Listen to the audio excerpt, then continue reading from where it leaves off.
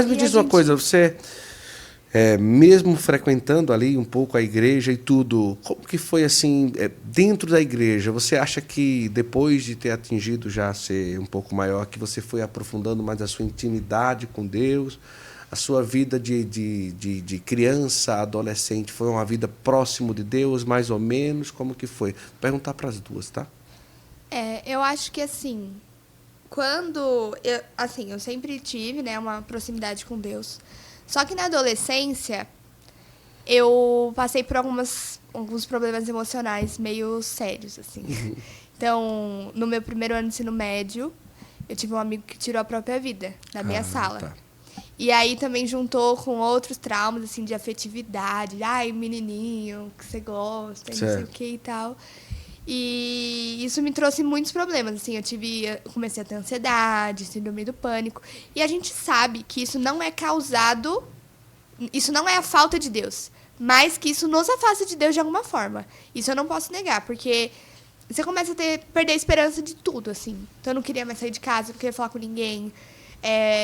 Eu não tinha mais motivação pra nada, assim.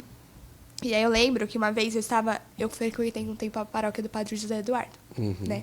E aí teve uma vez que a gente estava lá no cerco de Jericó e eu olhava assim pra Eucaristia e eu falava, foi o único dia assim que, porque contexto, né? Depois que meu amigo tirou a própria vida, eu me aproximei de uma menina que era católica da minha sala.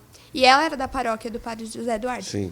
Então, ela me convidou para ir lá nos encontros dos jovens e eu comecei a frequentar lá. E aí eu comecei a ir porque ela estava, tipo, me levando, assim, mas eu não estava a fim de ir. E aí eu olhava para Jesus sacramentado e eu falava assim, eu não consigo acreditar que você está aí. Desse jeito. Era uma cara de... Eu olhava no fundo do olho, você não tem uma esperança de nada, sabe? Eu não consigo acreditar. Eu sei porque me ensinaram, mas... Pra mim, eu tô vendo um pedaço de pão. Tá todo mundo gritando, tá todo mundo louvando, eu não consigo. E aí, nesse momento... Ai, eu tô com vontade de chorar. Tá vendo? Eu choro mesmo por qualquer coisa. Eu vi de olho aberto. Sempre falo isso, porque eu falo, gente, eu não tô louca, eu juro que eu vi. Era meio que um peixe, assim, que ele saía de dentro da Eucaristia e ele passava por mim, assim. Aí eu olhei pra trás e falei, gente, tá todo mundo vendo isso? Mas não, era só eu. E aí foi nesse momento que eu senti que Deus tinha me devolvido a vida, sabe? Porque uma coisa é você viver e outra coisa é só tá existindo, assim.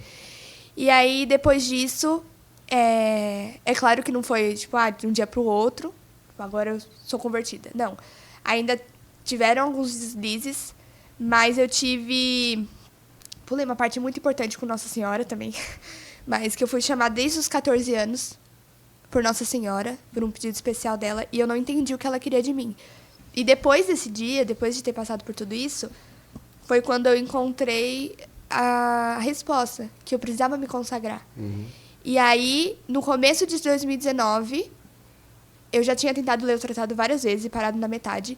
E aí, no começo de 2019, eu falei, eu vou me consagrar e agora eu não posso mais ficar bambeando, porque o que vinha na minha cabeça era, se eu morrer hoje, o que eu vou falar pra Nossa Senhora? Ela já tá, 4 anos me chamando. Sabe? E eu tô falando não, porque eu prefiro não ter um compromisso pra vida inteira. Era essa a verdade. Por que a gente tem medo de se consagrar? Porque a gente tem medo de entregar tudo. Saber que não tem volta. Então, foi quando eu falei, não, é agora e acabou. E aí, eu comecei a ler o Tratado na Quaresma. E eu lembro quando eu falei pra minha mãe, que a minha mãe já era consagrada. Eu contei pra ela que eu tava relendo o tratado, que eu já tinha terminado, na verdade. Eu terminei o tratado, e aí ela falou assim, ela chorando, ela falou, o meu propósito na quaresma foi para que você conseguisse terminar o tratado, e você conseguiu. Né? Ela não tinha me falado. Então, eu me consagrei dia 13 de maio de 2019, foi um pouquinho antes da gente se conhecer, e foi ali que eu falei, a partir de agora, assim... Olha que coisa. É uma outra pessoa. E realmente, assim, eu tô falando com vocês e olhando ali no fundo a imagem de Nossa Senhora de Fátima, aí por isso que eu tô meio emocionada. Mas foi daí pra frente que eu falei, não, agora não dá pra ser mais a mesma pessoa. Mudei meu jeito de vestir, mudei meu jeito de falar. Nossa, também lembro de uma época que foi também 2018, sei lá, tinha uma febre no Instagram, que era assim... você tinha um link lá que você conseguia mandar as coisas anônimo. Sim, sim. Não sei se vocês lembram disso. E aí eu lá, tipo, na escola, né, não sei o que e tal. Eu abri esse negócio. E uma pessoa me mandou assim, eu não sei até hoje quem é. Não sei nem se essa pessoa pode estar assistindo, vai que, né? Mandou assim, que eu não parecia católica. Porque eu falava que eu era católica, mas na escola eu ficava falando palavrão e tal. E na hora eu fiquei com muita raiva. Mas depois eu nunca esqueci disso, porque eu falava, gente, as pessoas têm que me perguntar de que religião eu sou, eu não transpareço. Uhum. E aí, nessa época que eu tava de consagração, eu falei, não. Aí eu parei de ficar, né, falando essas coisas feias, assim, mudei meu jeito de vestir também, que eu me vestia de forma meio vulgar. E as amizades foram se perdendo também. Normal, isso acontece. Jovem. A gente passou por isso também, tá? Acontece, mas o que a gente ganha depois é muito melhor. Então, vale muito a pena. Então, esse foi mais ou menos a minha trajetória de conversão.